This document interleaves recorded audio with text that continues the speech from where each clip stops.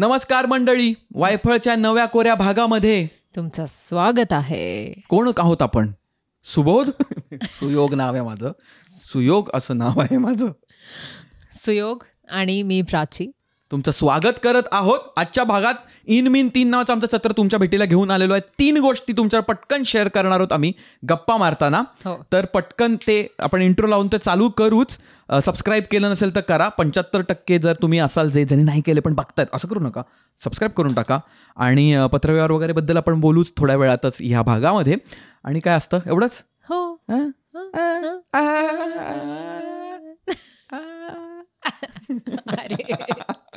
ज्यांना कळलं असेल त्यांनी कॉमेंटमध्ये टाका. कोण होतं हे, कोणाची ऍक्टिंग केली कळलं असेल तर कॉमेंटमध्ये टाका. आणि मला आंबे का आवडत नाहीत हे पण मी सांगणार आहे किंवा नाही सांगणार आहे माहित नाही. बघा तुम्ही एवढंच बघून मला शिव्या घालू नका. पूर्ण एपिसोड बघा. Let's go. नमस्कार. नमस्कार. आज आपण आलेलो आहोत इथे गप्पा मारण्यासाठी. हो. आणि कसं वाटतंय तुला? मला बरं वाटतं. थोडं क्रिएटिव्ह ब्लॉक सारखं आहे पण तरी पण बरं वाटते कारण आंबा सीझन आहे. वा, आंबा आणि मला आवडत नाही असं म्हणणार आहे मी. असं वाटेल लोकांना कदाचित. आंब्याबद्दल बोलू आपण थोड्या वेळानंतर. ते ठेवूया आपण जरा तो विषय. पण क्रिएटिव्ह ब्लॉक कशासाठी, का बरं आलेला आहे क्रिएटिव्ह ब्लॉक? उष्णतेमुळे आलेला आहे का क्रिएटिव्ह ब्लॉक? नाही, मला फार तपुळी आलेली आहे. तुला आली होती. हो बरोबर. नाही मला अजून तर नाही. त्याच्यासाठी खूप खूप खूप खूप आंबे खावा लागेल. क्रिएटिव्ह ब्लॉकचं विचारतोय मी तुला. परत आंबावर जाते. ओके. हा एपिसोड साठी विचार करता खूप अवघड झालं गेलाय पूर्ण दिवस आज ॲक्च्युली आपण दोघांसाठी रिसर्च करताना. तर तेच आहे मोस्टली तर क्रिएटिव्ह ब्लॉक. आणि दुसरं काहीतरी 1-2 प्रोजेक्ट्स आहे जे मला स्टार्ट करायचं तर त्याच्यासाठी पण थोडं आलंय. ओके. ब्लॉक. पण हा पहिला ब्लॉक तर आपण तोडलेला आहे. आपण इथे येऊन बसलेलो. कारण की काय नाविन्यपूर्वक तुमच्यासाठी घेऊन यायचं ह्याच्याबद्दल आम्ही चर्चा करत होतो. बऱ्याच जबरदस्त आयडिया आल्या पण in the end of the day इथेच होत आपण आणि गप्पा मारतोय. पण सांगण्यासारख्या बऱ्याच गोष्टी आहेत तुम्हाला. आणि हे एक्सपेरिमेंटल जे आमचं सगळं चालू आहे, प्रायोगिक तत्वावर आमचं सगळ्या गोष्टी चालू असतात. आणि नवीन प्रयोग करत असतो आणि बघत असतो तुमच्या रिॲक्शन कशात आणि त्याच्यात ट्विक करत असतो. तसंच प्रायोगिक रंगभूमीवरही बऱ्याच गोष्टी होत आहेत. आणि कालचीच गोष्ट आहे ताजी. तर काल 59वा वाढदिवस होता छत्रपती शिवाजी मंदिर जे आपलं आहे दादरला, त्या नाट्यगृहाचा. तर 60व्या वर्षात ते आता पदार्पण करतायत. तर त्यांनी एक नवा उपक्रम चालू केलेला आहे जे आम्हाला ॲक्च्युली काल ॲक्सिडेंटली कळलं. कारण आम्ही त्या एका नाटकासाठी इकडे जाऊन बसलो आणि मग आम्हाला कळलं की असा ॲनिव्हर्सरी आहे या सुंदर नाट्यगृहाची. आणि त्यांनी असं ठरवलं या 60व्या वर्षात की ते प्रायोगिक नाटकांना त्यांचं दालन उघडं करणार आहेत आठवड्याला एकदा, प्रत्येक आठवड्याला. आणि त्यांना मदतही करणार आहेत प्रायोगिक नाटकांना नाटक करण्यासाठी आणि आर्थिक मदतही ते तिथे देत आहेत. तर प्रेक्षक म्हणून आपण एक गोष्ट करू शकतो की जी काही प्रायोगिक नाटकं तिथे होत आहेत दादरला ती जाऊन आपण बघू शकतो. आम्ही काल त्यांनी सुरुवात केलेली आहे. आणि जर तुम्ही पण ह्या क्षेत्रात असाल तर तुम्ही पण तिकडे जाऊन प्रायोगिक नाटक करू शकता. त्याच्यासाठी तुम्हाला तिथे कॉन्टॅक्ट करावं लागेल. त्यांची काही प्रोसिजर असेल, ते शॉर्टलिस्ट करतील. तर आता आय थिंक त्यांचं जूनपर्यंतचा प्रोग्रामिंग झालेला आहे. पण नक्की तुम्ही ह्याचं एक रिसर्च करा आणि प्रेक्षक म्हणून नक्की जा. कारण आम्हाला ह्याच्यामुळेच काल 50वा भाग एका प्रायोगिक नाटकाचा बघायला मिळाला. नाटकाचं नाव आहे मी पुंगळ्या शाहरुख्या आगीमहूळ. आणि खूप खतरनाक असं नाटक आहे. 2 अंकी नाटक होतं. येस. आणि त्यांनी ऑलरेडी 13 की 14 त्यांना अवॉर्ड मिळाले आहेत. हो, महाराष्ट्र शासनाचे. आणि नामांकन पण त्यांना म्हणजे नॉमिनेट पण ते बऱ्याच अवॉर्ड्सना झालेले आहेत. आणि नाटक सुंदर विषयावरती आहे. पारधी लोक जी असतात त्यांच्या आयुष्यावरचं एक नाटक आहे. त्याच्यामध्ये बरेचसे पर्सनल स्ट्रगल आहेत, सिस्टमिक गोष्टी काय होतात ते आहे. पण बघताना 100% ते हृदयाला एकदम चाटून जातं. बरेचदा मला तर रडायला येतं, हे तर बरेचदा सांगितलंय मी. तर ते खूप भावलं नाटक. विषय खूप सुंदर आहे आणि चांगल्या रीतीने मांडलाय. उगाच ओढून ताणून उगाच इमोशन स्ट्रेच केलेले नाही आहेत. त्याच्यात फन एलिमेंट सुद्धा आहे. आणि एक वेगळ्या माहोलमध्ये ते आपल्याला नेतात. मला खूप विचार करायची संधी त्या नाटकामुळे मिळाली आणि बरेचसे मान्यवर आले होते तिथे काल नाटक पाहायला आणि त्यांनीही त्याच्याबद्दल खूप सुंदर सुंदर गोष्टी काल सांगितल्या स्टेजवर येऊन, त्यांचे रिॲक्शन जे होते ह्या नाटकाबद्दल.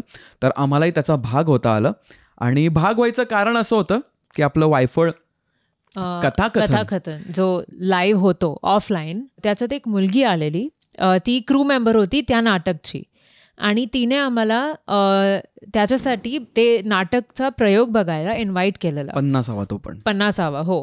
तर आम्हाला वाटलं की अरे वा, म्हणजे असं खूप वेगळं नाव पण होतं आणि खूप इंटरेस्टिंग होतं, कारण असं नाटक आम्ही आधी तर कधी बघितलं नाही आहे आणि ॲक्च्युली सगळे नाटक खूप वेगळेवेगळेच असतात. तर आम्हाला असं पण नाटक बघायला खूप आवडतं, पण हा थोडं ऐकायला पण वेगळं होतं. तर आम्हाला वाटलं की चला जाऊया बघायला आणि गेलो आणि खूप सुंदर रीतनी बनवलेला होता नाटक तो. तर हो, जसं सुयोग बोलला की कसं घडलं काल. येस. तर हे नाटक तुम्ही डेफिनेटली बघा. आम्ही आमच्या इंस्टाग्राम स्टोरीजवर अधेमध्ये टाकू केव्हा त्याचे प्रयोग असतील. पण हे प्रायोगिक रंगभूमीवरचं नाटक आहे. 50 प्रयोग त्यांनी स्वतःच्या जिद्दीवर केलेले आहेत आणि खरंच म्हणजे तोड देणारं एक भन्नाट नाटक आहे. तर तुम्हाला कधीही बघायची संधी मिळाली, तुमच्या शहरात ते आलं, ते महाराष्ट्रभर फिरतंय आता, तर नक्की जा, त्याला प्रेम द्या. ते बघितल्यावर तुम्ही नॅचरलीच नैसर्गिकरित्याच आपोआप आपसूक प्रेम देणारच आहात. ते आम्हाला सांगायची गरज नाही आहे, पण अशा प्रायोगिक नाटकांना तुम्ही एक चान्स द्या, प्रेक्षक म्हणून जा. तर एवढाच बेसिक मुद्दा होता. आम्हाला हे जबरदस्त नाटक मी, पुंगळ्या, शाहरुख्या, आगीमहूळ बघायची संधी मिळाली. हे नाव जेव्हा मी वाचलं तेव्हा मला लक्षातच राहत नव्हतं, पण बघितल्यानंतर त्याचा फील्ड बसलंय. तर ती एक त्याच्यातली जादू आहे. तर ती जी जादू अनुभव. नंतर आपण आत्ताच काय म्हणत होतो, वायफळ कथाकथन लाईव्ह बद्दल बोलत होतो. तर एक प्रकर्षाने आम्हाला आत्ता जाणवलंय, बरीच लोकं आम्हाला आत्ता पुण्यात आम्ही पटकन चक्कर मारून आलो होतो आणि आम्ही बरीच लोकं आम्हाला भेटली, रस्त्यात भेटली, कुठे कार्यक्रमाला गेलेलो 1-2 तिथे भेटली आणि बोलण्यात असं लक्षात आलं की आपले जे गप्पांचे भाग आहेत ते सगळेजण बघतात, पण आपले कथाकथनचे भाग आहेत किंवा आमच्या दोघांचे भाग आहेत ते कदाचित सगळ्यांपर्यंत येत नाही आहेत. त्याला काही कारणंसुद्धा असतीलच, ऑफकोर्स तेही आम्ही फिगर आउट करतोय फ्रॉम आर एंड, त्याच्यावर आम्ही काम करतोय. तर ते जाणवलं म्हणून इथे येऊन परत एकदा सांगतो की कथाकथन लाईव्ह आपण करायला सुरुवात केलेली आहे आणि त्याच्यात सुतारफेणी, आमच्या ते सुतारफेणी म्हणतात, काही ठिकाणी सुत्तरफेणी म्हणतात. तर त्याची एक जबरदस्त कथा ह्या नावाची आपण सादर करतोय आणि वायफळ कथाकथन लाईव्ह एक जे पहिला भाग होता त्याचा मुंबईत जो आम्ही केला होता, तेव्हा ती कथा सांगितली आणि ती कथा सांगितल्यानंतर त्याचे व्हिडिओ पुन्हा पाहिल्यानंतर आम्ही ठरवलं की हा एपिसोड यूट्यूबवर लगेच टाकायचा नाही आणि ती कथा अजून वाढवायची, तिला अजून फुलवायचं आणि त्या प्रोसेसमध्ये ती आत्ता आहे आणि त्याचे काही लाईव्ह भाग होऊ घातलेले आहेत. आत्ता पुण्यात एक भाग आहे, पण ह्या टाइम आणि कधी तुम्ही एपिसोड बघता त्याच्यावर डिपेंडंट आहे. लिंक डिस्क्रिप्शनमध्ये मी टाकणारच आहे. पण जर का कार्यप्रगतीवर आहे, हो कार्यप्रगतीवर आहे आणि जर का तुम्हाला आमचा ही कथा बघायची असेल, एक हलकी फुलकी सुंदर कथा आहे जी मी परफॉर्म करतो आणि त्याच्यात काही नवीन नवीन एलिमेंट्स आम्ही ॲड करणार, एक्सपेरिमेंटल आहे आणि तुमच्या रिॲक्शन्सवरती जिवंतरित्या नवीन शेप घेते. तर जर का तुमच्या गावात किंवा तुमच्या शहरात ते होत असेल तर नक्की या बघायला आमचा सुतारफेणीचा प्रयोग. बरोबर. येस. आणि उन्हाळ्याचे दिवस पण खूप वाढलेले आहेत, कथाकथनला याच उन्हाळ्याचे दिवस पण खूप वाढलेले आहेत आणि उन्हाळ्यावरनं मी एक छोटीशी कथा लिहायचा प्रयत्न केलेला आहे. इकडे फोनमध्ये ती घेऊन येतो 2 सेकंदात तुमच्यासाठी. इथेच आहे. तर गरमा तर खूप वाढला आहे. काय बोलतेस? खूप घाम येतो ना. हो, मला नॅपकिन कुठे, माझा निपुणचा एपिसोड मला आठवण. 1 वर्ष झालंय त्याला. हो नाही, गरमा एवढं वाढलंय. तर आम्ही तुला माहिती ह्याच्यावर एक आहे कॉन्ट्रडिक्शन, गरमा आणि गरमी. बोली भाषेचा हे येतो. कुठच्या भागात कुठच्या घरात गरमा वाढलाय म्हणतात, कुठे कुठे गरमी वाढले म्हणतात. आम्हाला दोन्ही चालतं. बोल. तर गरमा खूप झालाय, तुम्हाला पण माहिती आहे. आणि आम्ही मुंबईतून दापोलीला गेलेलो, तिकडे पण ह्युमिडिटी होती थोडीफार. आणि त्याच्यानंतर आम्ही पुण्यात गेलेलो. पुण्यात ह्युमिडिटी अजिबात नव्हती, तर चटका बसत होता, असं गरम वारा फिरत होता दुपारी, असं तसं. पण हे सगळ्यात गरमी जे पण आहे, ह्युमिडिटी नो ह्युमिडिटी, त्याच्यात एक आपला वन रे ऑफ होप आहे की आपल्याला आंबा खायला मिळतो. वा. आणि इथे खूप महत्वाची गोष्ट आहे, कारण आंबा सगळ्यांना आवडतो. सगळ्यांना हॅरी पॉटर झाला मला इथे आंब्यामुळे. तर आंब्याबद्दल बोलणारच आहोत. त्याच्या आधी पटकन ही गोष्ट मी लिहिली होती, लघुची पण लघु कथा, अति लघु सूक्ष्म कथा. पाणी आणू? हो. थंड की साधं? मिक्स चालेल का? माठातलं? हो चालेल ना. आता हा माठ उन्हाळ्याच्या काळात ह्याचं महत्त्व नक्कीच उंचावतं. काही लोक तर त्याला थेट शालीप्रमाणे कापड भिजवून लपेटतात. बहुतांश वेळी हे कापड चेक्सचं असतं, जरा आमच्याकडे तरी. खरं तर माठातलं पाणी प्यायची मजा निराळीच आहे. गरम्याच्या दिवशी ते कमालीचंच थंड असतं आणि त्यातून येणारा मातीचा गंध हा जणू काही येऊ घातलेल्या पावसाचीच चाहूल लावून जातो. वा. एक वेगळंच समाधान त्यात आहे. लहानगी मुलं असंख्य वेळा फ्रीजमधल्या बाटल्या संपवून अगदी रूम टेम्परेचरला आणून पोहोचवतात फ्रीजमध्येच, आणि मग ती या माठाकडे वळतात. असा हा माठ वर्षभर ओटाच्या किनाऱ्यावर विसावलेला असतो, पण सगळ्यांना तो मे महिन्यात पाहुण्यासारखा किंवा प्रमुख पाहुण्यासारखा वाटतो आणि भेटतो. मंडळी, सांगण्याचा मुद्दा असा की उन्हाळा जबरदस्त वाढलाय. काळजी घ्या, पाणी प्या, टोप्या घाला असं म्हणणार नाही, पण टोपी नक्कीच घाला. आंबे हाणत असाल अशी आशा करतो. आणि हो, पुणेकरांसाठी एक खास संदेश आहे. आता हे बेसिकली आपलं वायफळ पत्रव्यवहारामधलं पत्र आहे, जे मी कालच पाठवलं, ताजं गरम गरम. कोरडं आहे कारण ते पुण्यात लिहिलं होतं. आता ह्युमिड झालंय कारण ते मुंबईतनं तुमच्यापर्यंत आणलंय. तर असं हे पत्र लिहिलं होतं. कशी वाटली ही छोटीशी कला नाही कला तर आहेच. थँक्यू, धन्यवाद. कशी वाटली छोटीशी कथा? कथेचं नाव आम्ही ठेवलं होतं माठोबा. तर हा आमचा माठोबा कसा वाटला कमेंटमध्ये सांगा.